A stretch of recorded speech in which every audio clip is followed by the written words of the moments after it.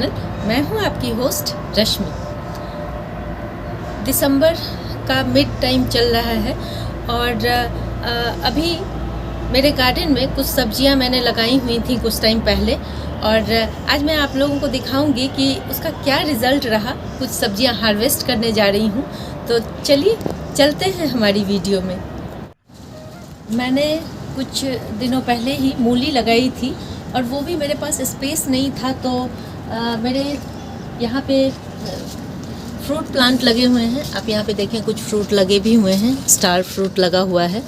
और यहाँ पे जो मूली लगी हुई है इसके साथ साथ तो देखें आप सोच रहे होंगे कि ये मूली टेढ़ी क्यों दिख रही है। तो जब भी मूली लगाया जाता है तो उस पर मिट्टी चढ़ाई जाती है। मैं ये काम नहीं कर पाई, इस वजह से मेरा मूली इस तरह से हो गया है। लेकिन अगर आप मिट्टी चढ़ाएंगे तो वो सीधी सीधी होगी, दिखने में अच्छी लगेगी। किसी कारण बस मेरा ये काम मिस हो गया था, लेकिन कोई बात नहीं, फिर भी ये मूली बहुत बढ़िया बन पड़ी है। कभी कभी क्या होता है कि अगर आप मिट्टी नहीं चढ़ाते हैं तो आपकी मूली नहीं बनती है और उसमें फ्लावर आ जाते हैं, फिर वो वेस्ट हो जाता है। तो इसी वजह से जब भी मूली लगाएं मिट्टी ज़रूर चढ़ाएं। मैं इसको ले लेती हूँ क्योंकि ये बिल्कुल रेडी हो गया है। ये देखें, आप इसकी पत्तियाँ देख सकते हैं कितनी हेल्दी है और मूली का शेप देखें। जबकि ये मैंने इंडिविजुअल नहीं लगाया है, ये किसी प्लांट के साथ है। तो आप सोचें कि जब किसी और प्लांट के साथ कोई भी प्लांट हम लगाते हैं तो उसको बढ़ने के लिए बहुत सारे न्यूट्रिशन की ज़रूरत होती है और जो दोनों प्लांट में डिवाइड हो जाता है। लेकिन अगर आप न्यूट्रिशन का ध्यान रखेंगे तो आपको ऐसा रिजल्ट मिल सकता है। ये देखें, और इसकी पत्तियां देखें कितनी हेल्दी हैं, कोई कीड़ा नहीं लगा हुआ है इसमें। जबकि मैंने किसी भी तरह के पेस्टिसाइड का स्प्रे अभी तक नहीं किया है। और आप ये देखें, बहुत बढ़िया मूली है। एक और लगी हुई है, देखें एक दूसरी भी मूली है। ये भी कुछ टेढ़ी ही दिख रही है मुझे, लेकिन मुझे बहुत खुशी है। फिर भी हमारी मूली बहुत बढ़िया और इसका साइज़ भी बहुत अच्छा है। अब बहुत कम मेहनत में जब इतना भी रिज़ल्ट मुझे मिला है तो ये बहुत अच्छा है। और इसके पत्तों को बिल्कुल जाया ना जाने दें, क्योंकि आप देखेंगे ये इतनी स्वस्थ हैं कि आप देखें इसके फ्रेशनेस का अंदाज़ा इसी से। इसमें पानी बिल्कुल भरा हुआ है, बहुत फ्रेश पत्तियाँ हैं, एक उंगली से ये टूट जा रही हैं। देखें इसको, कभी भी किसी भी मूली के पत्ते को वेस्ट ना जाने दें, इसकी बहुत बढ़िया सब्जी बनती है। कौन कहता है कि छोटे कंटेनर में सब्जियां नहीं उगाई जा सकती। आप यहाँ पे देखें, मेरे पास एक वेस्ट मटेरियल पड़ा हुआ था, ये डब्बा जैसा कुछ है पेंट का, और इसे भी मैंने नहीं छोड़ा। मैं इसमें भी मिट्टी भर के, आप देखें ये लाल वाली मूली लगाई हुई है मैंने, और ये कितनी स्वस्थ दिख रही है। इसके पत्ते देखें, बहुत बढ़िया। और ये भी मुझे लगता है 2 साल पुराना सीड कहीं से मुझे मिल गया था, मैं नहीं रखा था, लेकिन मैंने इसे कहीं कहीं लगा दिया। बहुत कम प्लांट इससे निकले, क्योंकि जब सीड पुराने हो जाते हैं तो जर्मिनेशन रेट बहुत कम हो जाता है। लेकिन फिर भी मुझे खुशी है कि जहाँ जहाँ मैंने लगाया था कुछ प्लांट, 2-3 प्लांट निकल आए। और आप देखें ये कितना स्वस्थ पौधा है। अभी मैं इसे निकालने जा रही हूँ। मुझे ये रेड वाली मूली बहुत अच्छी लगती है, दिखने में भी और टेस्ट में भी अच्छी होती है। इसे मैं निकाल लूँगी। मुझे नहीं पता कि ये कितना डेवलप हुआ है, देखती हूँ।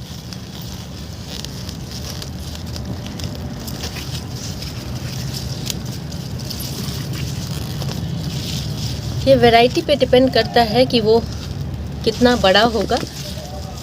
ये देखें, ये मूली मुझे लगता है ये आधी सफ़ेद और आधी रेड है। ये देखें, आजकल मार्केट में तरह तरह की मूली आती है, बहुत ब्राइट कलर्स में भी ये होती हैं। तो ये देखें, कुछ इस तरह का दिख रहा है। इसका जो पैकेट था उस पर भी ऐसा ही कुछ बना हुआ था, हाफ रेड और हाफ वाइट। ये बिल्कुल वैसा ही है। ये बहुत लंबे नहीं जाते हैं, इसी तरह की मूली होती है। इसमें एक मूली तो बन गई, ये 2 छोटे छोटे इसमें अभी लगे हुए हैं। तो मैं इसे अब रहने दूंगी ताकि ये धीरे धीरे इनको फूड प्रोवाइड हो और ये बड़े हो जाएं। क्योंकि इतने छोटे कंटेनर में जब ज़्यादा प्लांट लगे रहते हैं तो वो बहुत अच्छा डेवलप नहीं कर पाते। उनमें से कोई एक प्लांट बहुत न्यूट्रिशन लेकर के बड़ा हो जाता है और ये दोनों जैसे रह गया, इसको मैं छोड़ दूंगी और हम देखेंगे कि 10-15 दिन में ये भी धीरे धीरे अपना शेप लेना शुरू कर देंगे। तो इस तरह से जो छोटे कंटेनर हैं उनका भी इस्तेमाल ज़रूर करें। यहाँ पे देखें, यहाँ मैंने कुछ सलगम उगाए हुए हैं और आप देख सकते हैं कि उसकी ग्रोथ कितनी अच्छी हो रही है। और सलगम मैंने बीज से लगाया था और कुछ उसमें सैपलिंग को यहाँ पे ट्रांसप्लांट किया था, जबकि मुझे आइडिया नहीं था कि सलगम पता नहीं ट्रांसप्लांट करने पे होता है या नहीं होता है, लेकिन फिर भी ये मेरा एक्सपीरियंस था कि मैंने उसे करके देखा। क्योंकि कहते हैं कि गांठ वाली जो भी सब्जियां होती हैं उन्हें पर्टिकुलर उसी जगह बोना चाहिए जहाँ पे आपको उसे लगाना है, ट्रांसप्लांट से बचना चाहिए। लेकिन मैंने इसका रिज़ल्ट बहुत अच्छा देखा है, तो आपको दिखाऊंगी कि सलगम किस तरह बन रहे हैं। और ये ऐसी सब्जी है जो बहुत जल्दी रेडी हो जाता है। तो आइए यहाँ दिखाती हूँ आप लोग को। ये देखें इसकी गांठ किस तरह से बन रही है, जबकि इसमें बहुत सारे लगे हुए हैं लेकिन कुछ ही मुझे दिख रहे हैं बने हुए, तो इसे मैं निकाल लूँगी। और आप इसका प्लांट देखें कितना हेल्दी है। कुछ कैटरपिलर्स ने इसे खा लिया है, लेकिन फिर भी आप इसकी पत्तियां देखेंगे तो बहुत बढ़िया ग्रोथ चल रही है। तो ये मैं देखती हूँ ये किस तरह से, ये देखें, ये हालांकि गोल होती है लेकिन मुझे ये कुछ इस तरह के शेप में दिख रही हैं। मैंने एक चीज़ और नोटिस की है कि यहाँ पे जो मैंने सैपलिंग्स ट्रांसफ़र किए थे उसमें कुछ तो बहुत जल्दी डेवलप हो गए हैं, लेकिन कुछ में अभी गांठें बनी नहीं हैं। तो जैसे जैसे आपका वेजिटेबल डेवलप होते जाए उसी अकॉर्डिंग उसे निकालें, और जब वो थोड़े टेंडर हों तभी निकाल लें। उसका टेस्ट डिफरेंट होता है। मैच्योर हो जाने के बाद फिर वो बात नहीं रह जाती, इसलिए बड़े होने का वो इंतज़ार ज़्यादा ना करें। यहाँ देखें एक और यहाँ पे बना हुआ है, ये देखें इसे भी ले लेती हूँ, नहीं तो ये बहुत मैच्योर हो जाएगा। और देखें मिट्टी कितनी अच्छी है, ये बड़े आराम से निकल गए। इनका भी शेप कुछ बहुत गोल तो नहीं आया है, लेकिन मुझे लगता है ये खाने लायक एकदम परफेक्ट है। ये देखें लीव्स देखें कितनी बढ़िया है। और इसमें अभी बहुत सारे बचे हुए हैं जिनमें आप देख सकते हैं कि ये अभी बने नहीं हैं, इनमें गांठें नहीं बनी हैं। ये देखें ये सारे इनमें गांठें नहीं बनी हैं। और देखें इसमें मैंने 1-2 टमाटर के भी प्लांट लगाए हुए हैं। इस तरह प्लानिंग करके लगाएं, क्योंकि अभी कुछ दिनों में ये सारी सलगम निकल जाएंगी। उसके बाद हमारा जो टमाटर का प्लांट है वो भी रेडी हो जाएगा।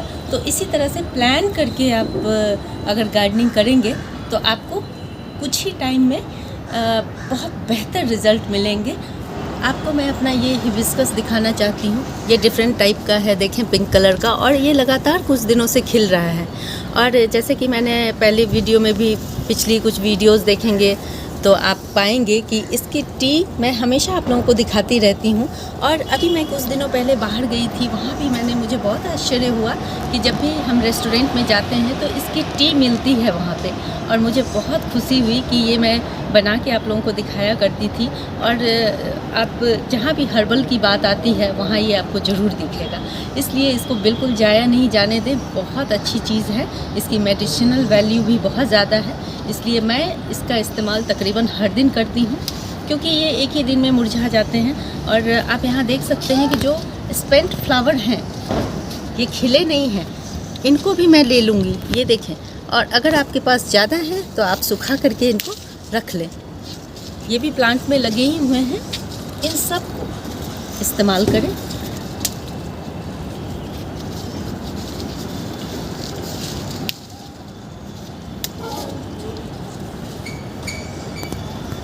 अब मैं आ गई हूँ अपने टमाटर वाले सेक्शन में, और आप लोगों को बताऊं कि टमाटर में जैसे जैसे ठंड बढ़ती जाती है टमाटर रेड नहीं होते। अगर वो ग्रीन है वैसे ही रहेंगे जब तक कि टेम्परेचर थोड़ा उसके अकॉर्डिंग ना हो जाए। बहुत ठंड में सारी चीज़ें बंद सी हो जाती हैं, और अभी चूँकि धूप बहुत अच्छी निकल रही है इसलिए मेरे टमाटर भी रेड हो रहे हैं। जैसे ही धूप की इंटेंसिटी कम होती जाएगी, जनवरी आ जाएगा, तो आप देखेंगे जनवरी में टमाटर पकते नहीं हैं, बहुत मुश्किल होती है टमाटर को पकाने में। तो आप यहाँ देखें, ये नेचुरली मेरा कितने बढ़िया टमाटर ये पक रहे हैं, ये देखें। इन सबको मैं ले लूँगी। और जो मैच्योर ग्रीन टमाटर हैं उन्हें भी आप अगर आप तोड़ लेंगे तो वो भी 2-3 दिनों में रेड हो जाते हैं। यहाँ देखें, यहाँ भी ग्रीन कलर के कितने बढ़िया सुंदर टमाटर बन रहे हैं, लेकिन अभी ये रेड नहीं हुए हैं। यहाँ देखें, ये देखें, ये भी देखें। इन टमाटर को भी मैं अभी तोड़ लूँगी। बहुत बढ़िया घर के सुंदर टमाटर, ये देखें, एक यहाँ पे गिरा हुआ है। और इन सबको भी अभी मैं चाहूँ तो इसको तोड़ सकती हूँ, लेकिन ये हल्के हल्के रेड से हो रहे हैं।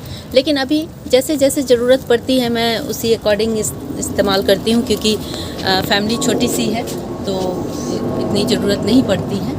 तो इस तरह से देखें, टमाटर भी मिल गए हैं। हम लोगों को ये दिखाने में बहुत खुशी हो रही है कि आप देखें, ये चेरी टोमेटो का वही प्लांट है जो मेरा बिल्कुल ख़राब हो गया था, जिसमें लीफ कर्ल की बीमारी हो गई थी। और उसका ट्रीटमेंट भी मैंने आप लोगों को दिखाया था कि किस तरह किया। और अभी इस तरह से इसमें गुच्छे में फ्रूटिंग हो रही है। आज मैं इसको नहीं हार्वेस्ट करूँगी, रहने दूँगी, क्योंकि आज जो कुछ भी मुझे मिला है वो सफिशिएंट है। ये देखें, ये मार्जोरम है, और मार्जोरम को मैंने अपने इस नींबू के प्लांट के साथ, ये चकोतरा का प्लांट है, इसके साथ लगा दिया था। और देखें, इसमें बहुत छोटा सा प्लांट था, लेकिन इतनी जल्दी इसकी ग्रोथ हुई है। इन दोनों एक दूसरे के साथ बहुत अच्छा ग्रोथ कर रहे हैं। और इसकी भी इसकी पत्तियां तोड़ने की मुझे ज़रूरत ही नहीं पड़ती है। ये देखें, ये इतना सा ही काफ़ी है इसकी टी बनाने के लिए। ये देखें, बहुत फ़ायदेमंद है, आप लोग ज़रूर लगाएं। और इस तरह से जब आप बड़े कंटेनर में लगाएंगे तो ये बहुत जल्दी फैल जाते हैं। हमेशा पूछते हैं कि किस तरह की हमें हिबिस्कस का यूज़ टी में करना चाहिए, तो अब मैं आप लोगों को दिखा दूँ। ये मेरा एक हिबिस्कस का प्लांट है, ये अलग वैरायटी है, इनका भी मैं इस्तेमाल करती हूँ। किसी भी तरह के हिबिस्कस का आप इस्तेमाल अपने टी बनाने में कर सकते हैं। तो ये देखें, ये है आज की मेरी छोटी सी हार्वेस्टिंग, जो पूरी तरह ऑर्गेनिक है। तो आप लोग भी छोटे से छोटी जगह में और छोटे से छोटे प्लांटर में इस तरह से अपनी खुद की सब्जी उगा सकते हैं।